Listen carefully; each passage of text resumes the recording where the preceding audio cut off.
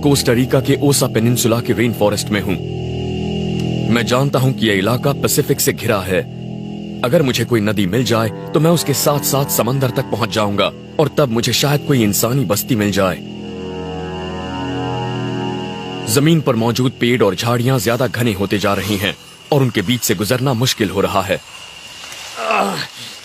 ये झाड़ियां बहुत घनी हैं और अब ये दूसरे जंगल के ठीक बीचों बीच हैं।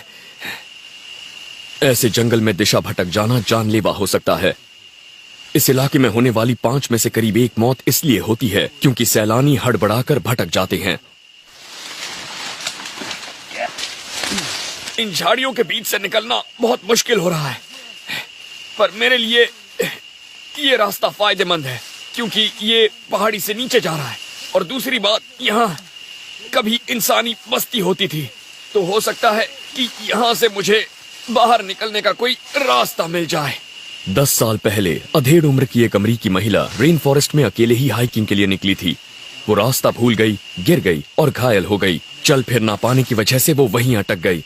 हालांकि उसे ढूंढने वाले दल में 90 लोग थे, पर जब उसे 2 हफ्तों बाद ढूंढ निकाला गया तब तक उसका शव सड़ चुका था।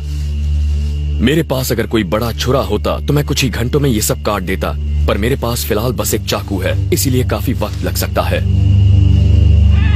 मेरे हाथों में घाव होने लगे हैं, देखिए छाले पड़ गए हैं। ऐसे तो बात नहीं बनने वाली है, मुझे कुछ और करना होगा।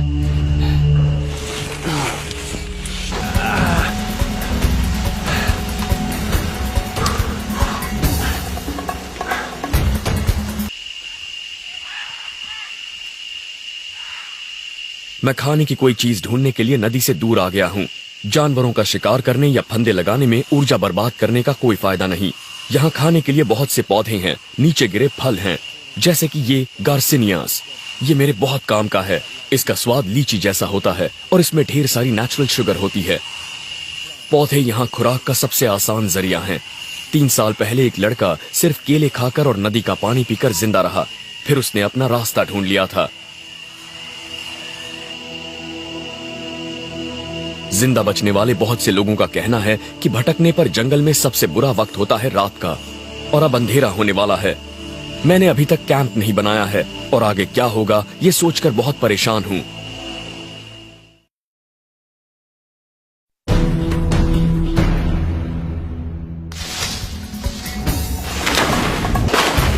मैं कोस्टा रिका के रेन फॉरेस्ट में हूं और मुझे बाहर निकलने का रास्ता ढूंढना है। डिसेंट्री डायरिया का एक बिगड़ा हुआ रूप है। शायद मैं इसका शिकार नहीं हुआ हूँ। शायद मेरे पेट में कोई वायरस चला गया है। हो सकता है मैंने गलती से किसी बैक्टीरिया या जानवर के मल को छू लिया हो। मुझे यकीन है कि मैंने कल जो पानी पिया था वो साफ था, लेकिन इसने मुझे याद दिलाया कि मुझे और ज्यादा सावधान होना चाहिए। पानी में बहुत से वायरस और माइक्रोब्स होते हैं, इसीलिए हाइकिंग पर जाने के दौरान हमेशा पानी साफ करने वाली गोलियां ले जाइए। पर कभी कभी किस्मत आपका साथ नहीं देती।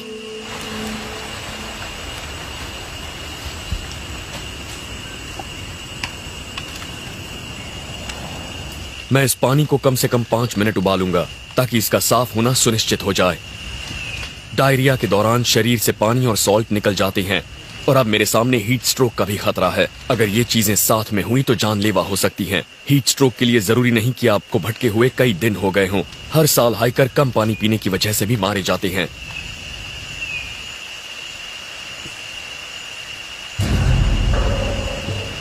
अब मुझे अपने पेट को ठीक करने वाली कोई चीज ढूंढनी होगी। जंगल आपको बीमार बना सकता है, पर इसका इलाज भी बता सकता है, बशर्ते आपको उसकी पहचान हो। जंगल में मिल्क ट्री नाम का एक पेड़ होता है। इसका सत खराब पेट के लिए वाकई अच्छा होता है। इसकी अलग ही पहचान में आने वाली नुकीली कोंपले होती हैं और इसमें दूध जैसा सफेद रस होता है। मैंने कैंप से करीब 800 मीटर ऊपर ऐसा एक पेड़ देखा था। बस अब मुझे वहां पहुंचकर उसे ढूंढना होगा।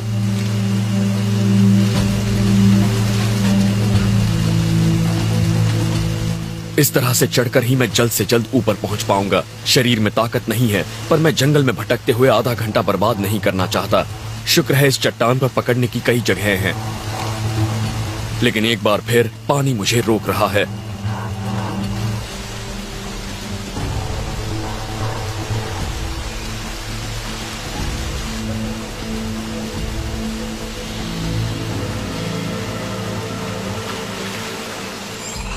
अब मुझे वो पेड़ ढूंढना है।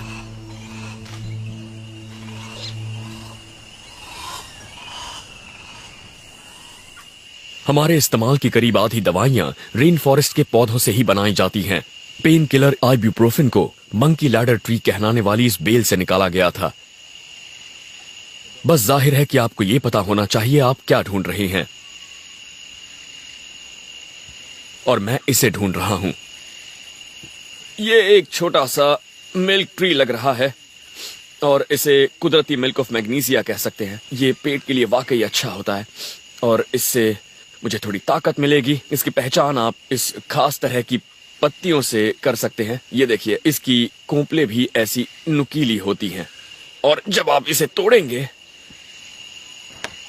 तो इसमें से ये दूध जैसा रस निकलेगा। इस छोटे पेड़ के पास ही एक बड़ा मिल्क ट्री भी है जिसकी छाल अलग ही है। ये दिखने में आमी कैमोफ्लेज जैसी लगती है।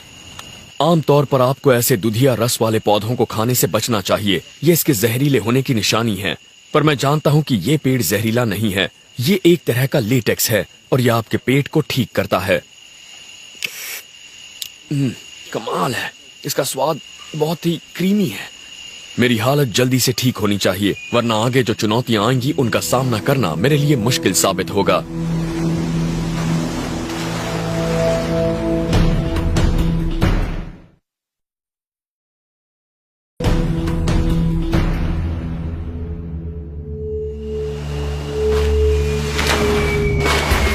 मैं पूरी तरह से ठीक तो नहीं हूं, लेकिन मुझे नदी के साथ साथ धारा में नीचे की तरफ उतरते रहना होगा।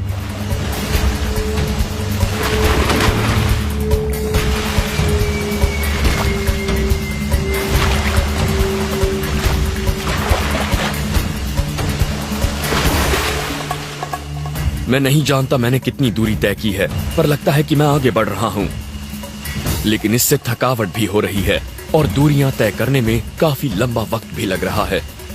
पेट खराब होने से मुझे कमजोरी महसूस हो रही है और मैंने पिछले 2 दिन से ठीक से कुछ खाया भी नहीं है। मैं जानता हूं कि जंगल में अंधेरा बहुत जल्दी छा जाता है, इसीलिए मुझे कैंप और खाना ढूंढना होगा। मैं ये भी जानता हूं कि आज मैंने ज्यादा फासला तय नहीं किया, इसीलिए मुझे जंगल में एक और रात बितानी होगी।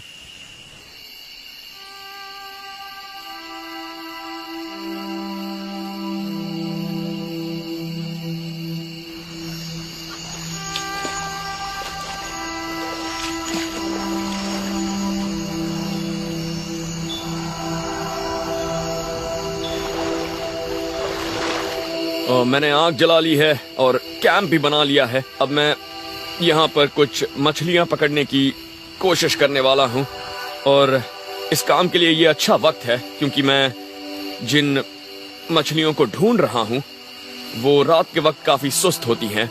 रोशनी के लिए मैंने बस एक लकड़ी ली है, इसके इर्द गिर्द पाम फाइबर लपेटा है और इस पर थोड़ा कैम्फर रेजिन डाला है ताकि ये मशाल जल सके। ये मशाल करीब 10 से 15 मिनट तक जलेगी।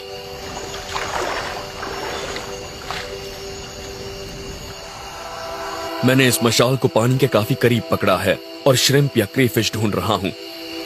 मैंने अपने चाकू को एक लकड़ी पर बेलों से बांध रखा है ताकि अगर कुछ नजर आए तो मैं उस पर वार करूं और फिर उसे पकड़ सकूं।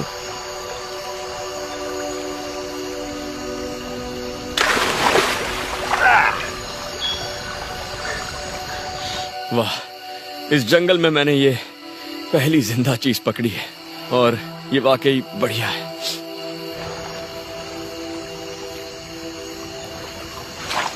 वैसे इन क्रेफिश को बिना चाकू के पकड़ना काफी आसान होता है, बस काश मुझे कोई मछली मिल जाए तो दावत पूरी हो जाएगी।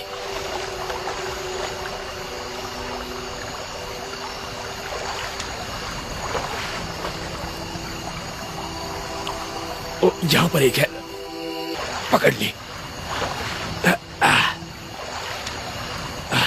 अरे वाह, लगता है बात बन गई।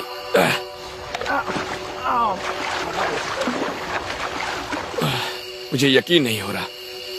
वो हाथ से निकल गई। वो मेरे चाकू पर लगी हुई थी, लगभग मर चुकी थी, और अब ये मशाल भी दम तोड़ रही है।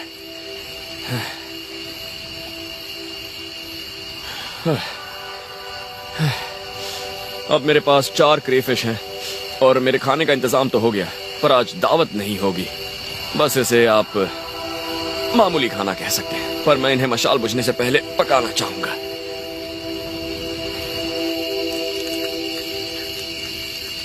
किसी भी तरीके से अपने जोश को बरकरार रखने की कोशिश कीजिए। कभी कभी बस आग जलाकर कुछ अच्छा खाने से ही जोश बढ़ जाता है।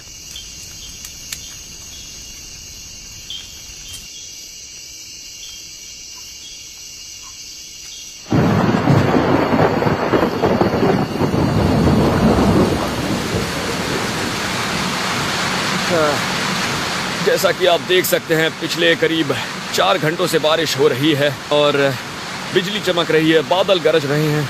उसके अलावा सब कुछ पूरी तरह से भीग चुका है। ये माहौल आपकी हिम्मत और आपके जोश को हरा सकता है।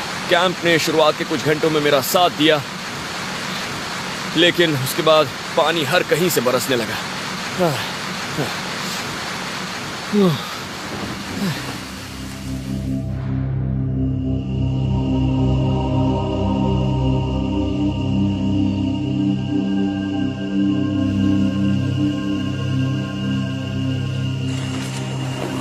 एक रात और जागने के बाद अब इस जंगल से जल्द निकलने का मेरा इरादा मजबूत हो गया है। पिछले करीब 1.5 किलोमीटर के दौरान इलाके में काफी बदलाव आया है।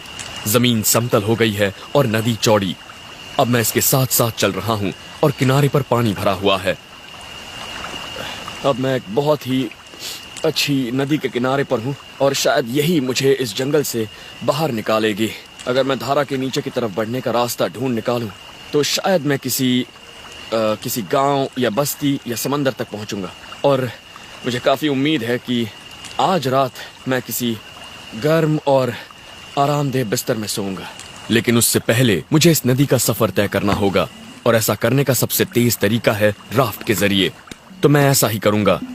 मैं एक बहुत ही आसान सा राफ्ट बनाने की कोशिश करूंगा और उसे तैरने में मदद करेगा ये बालसा का पेड़। इससे अक्सर मॉडल्स बनाए जाते हैं क्योंकि ये बहुत हल्का और काटने में आसान होता है। इतना आसान कि मैं बस अपने चाकू और एक पत्थर से ही इसे काट सकता हूँ। लगता है ये पेड़ यहाँ मेरे लिए ही उग रहा था, और ये दिखने में बेशक भारी लगता है, पर ये इतना हल्का है कि आपको सुपरमैन जैसा लगता है। और कई दिन बाद मैं खुद को इतना ताकतवर महसूस कर रहा हूँ। मैं इसकी छाल उतार रहा हूं और इससे मैं राफ्ट को बांधूंगा। ये बहुत मजबूत और बहुत लचीली होती है।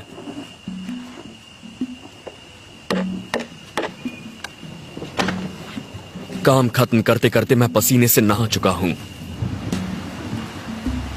मैं उम्मीद कर रहा हूं कि ये उन चुनौतियों का सामना कर लेगा जो ये नदी मेरे सामने पेश करने वाली है।